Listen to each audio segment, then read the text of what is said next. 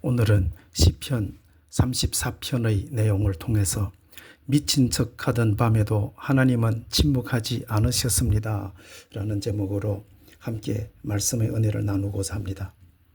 성도 여러분, 오늘 우리가 읽은 시편 34편은 다윗 인생의 가장 화려한 순간에 기록된 시가 아닙니다. 골리앗을 쓰러뜨리고 백성들의 환호를 받던 승리의 찬양도 아닙니다. 오히려 오늘 시편 34편은 다윗이 가장 두려웠고 가장 외로웠고 가장 부끄러웠던 밤에 태어난 노래입니다. 사울 왕에게 쫓기던 다윗은 광야를 떠돌다가 결국 블레셋 가드까지 도망갑니다. 그런데 하필이면 그곳은 자기가 죽였던 골리앗의 고향이었습니다. 사람들이 다윗을 알아보기 시작합니다. 저 사람 골리앗 죽인 다윗이 아니야? 이스라엘 백성들이 만만이라고 노래하던 그 사람이네. 순간 다윗의 심장이 얼어붙은 것 같았겠지요. 사울에게 쫓기던 사람이 이제는 원수 나라의 한복판에 죽게 된 것입니다. 그 절체절명의 순간에 다윗이 붙잡은 마지막 방법은 너무나도 처절했습니다. 미친 척 하면서 미치광이 노릇을 한 것입니다. 침을 질질 흘리고 문짝을 뻑뻑 긁으며 정신 나간처럼 다윗은 행동을 합니다. 여러분, 얼마나 비참합니까? 골리앗 앞에서는 그렇게 담대했던 사람이 지금은 자기 목숨 하나를 살리기 위해 체면도 자존심도 다 내려놓고 있습니다. 그런데 저는 성경이 이 장면을 숨기지 않는다는 사실이 참으로 감사합니다. 왜냐하면 성경은 믿음의 사람들을 꾸며서 보여주지 않기 때문입니다. 성경은 우리에게 말합니다. 하나님의 사람들도 흔들릴 수 있다는 것을요. 믿음의 사람들도 무너질 수 있다는 것을, 눈물을 흘릴 수도 있고 두려워할 수도 있다는 것을 성경은 우리에게 말하고 있습니다. 하지만 하나님은 결코 그 사람을 버리지 않으신다는 것이지요. 오늘 시편 34편은 광야에서 무너졌던 다윗이 하나님의 은혜로 다시 일어나는 이야기입니다. 다윗은 원래 담대한 사람이었습니다. 사자의 입에서도 양을 건져냈고 곰과 싸워서 이겼고 거인 골리앗 앞에서도 물러서지 않았습니다. 너는 칼과 창으로 내게 나오지만 나는 만군의 여호와의 이름으로 나아간다고 외치던 사람이었습니다. 그런데 그런 다윗에게도 어느 날부터 두려움이 찾아오기 시작합니다. 사울 왕의 눈빛이 달라진 것입니다. 어제까지만 해도 자신을 사랑하던 사울 왕이 오늘은 창을 던져서 자신을 죽이려고 합니다. 왕궁 안에 있어도 마음이 편하지 않았겠지요. 밥을 먹어도 불안하고 잠을 자도 깊이 잠들 수가 없었습니다. 언제 죽을지 모르는 삶이 시작된 것이지요. 마침내 다윗은 깨달았습니다. 야, 이제 여기 있으면 죽는구나. 그날부터 다윗은 도망자의 삶을 살게 됩니다. 10년 동안 도피 생활을 했습니다. 광야를 떠돌고 동굴 속에서 숨어 지내고 먹을 것을 걱정하며 살아갑니다. 여러분, 사람이 두려움에 사로잡히게 되면요, 평소에는 하지 않을 선택도 하게 됩니다. 다윗이 지금 도망친 곳이 어디입니까? 블레셋 땅입니다. 자기가 골리앗을 죽였던 바로 그 골리앗의 나라입니다. 얼마나 다급했으면 그런 곳까지 도망갔겠습니까? 그런데 들어가자마자 사람들이 다윗을 알아보게 됩니다. 순간 다윗의 마음은 완전히 무너지게 되었지요. 아, 이제는 완전히 끝이구나 라고 생각했을 것입니다. 그래서 마지막으로 붙잡은 방법이 바로 미친 척 하는 것이었습니다. 우리는 이 장면을 보며 마음이 복잡해집니다. 아니, 믿음의 사람 다윗이 왜 이렇게까지 해야 했을까? 목숨을 내걸고 믿음을 지키면 되지 않을까?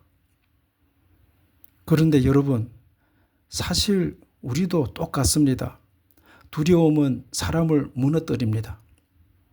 경제적인 문제 때문에 잠을 못 이루고 건강 문제 때문에 불안해하고 자녀 문제 때문에 마음이 타들어가는 것이 인간의 마음입니다.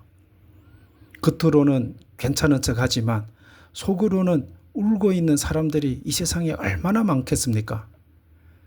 그런데 하나님은 그런 두려움을 외면하지 않으십니다. 다윗은 이렇게 고백합니다. 내가 여호와를 찾음에 내게 응답하시고 내 모든 두려움에서 나를 건지셨도다.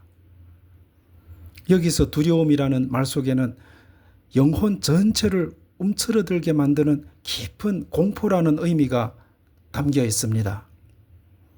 그런데 하나님은 다윗을 그 두려움 속에서 끌어내셨습니다. 잘 보십시오. 하나님은 먼저 다윗의 상황보다 그의 마음을 만지셨습니다. 왜냐하면 사람은 환경보다 마음이 먼저 무너지기 때문이지요. 그래야 하나님은 다윗의 마음을 먼저 만졌었어요. 사탄은 우리의 마음에 계속 속삭이지요. 너는 끝장났다. 너는 이제 희망이 없다. 하나님도 너를 버리셨다. 사탄은 이렇게 계속 속삭입니다. 하지만 하나님은 말씀하십니다. 아니다. 나는 아직 너를 붙들고 있단다. 여러분, 믿음은 두려움이 없는 상태가 아니라 두려움 속에서도 다시 하나님을 바라보는 것입니다. 눈물이 나도 기도하는 것이 믿음입니다. 환경은 여전히 광야인데 그럼에도 불구하고 하나님을 놓지 않는 것이 믿음입니다. 시편 34편에는 참으로 따뜻한 말씀이 나옵니다. 여호와는 마음이 상한 자를 가까이 하시고 충심으로 통회하는 자를 구원하시는 도다. 얼마나 큰 위로가 됩니까? 세상은 강한 사람을 좋아하고 성공한 사람 곁에 사람들이 몰리게 됩니다. 하지만 하나님은 상한 마음을 가까이 하신대요. 왜 그렇습니까? 깨진 사람이 하나님을 가장 간절히 찾기 때문이지요. 교만한 사람은 자기 힘을 믿게 되고 하나님을 찾게 되지 않습니다. 그러나 마음이 상한 사람은 하나님께 매달릴 수밖에 없지요. 그래서 하나님은 때때로 우리의 인생을 일부러 흔드십니다. 우리로 하여금 돈을 의지하지 못하게 하시고 사람을 붙들지 못하게 하시고 내 힘을 믿지 못하게 하십니다. 왜냐하면 하나님은 우리를 하나님만 붙드는 사람으로 빚어 가시기 때문입니다. 다윗은 왕궁보다 광야에서 하나님을 더욱 깊이 알았습니다. 편안한 침대보다 차가운 동굴 속에서 더 간절히 기도했을 것이 아니겠습니까? 그리하여 다윗은 결국 이렇게 고백합니다. 너희는 여호와의 선하심을 맛보아 알지어다. 여기서 맛보다라는 히브리어는 타함인데 단순히 혀끝으로 느껴보는 뜻이 아니라 직접 경험한다는 뜻입니다. 다윗은 지금 이론적으로 말하는 것이 아니잖아요.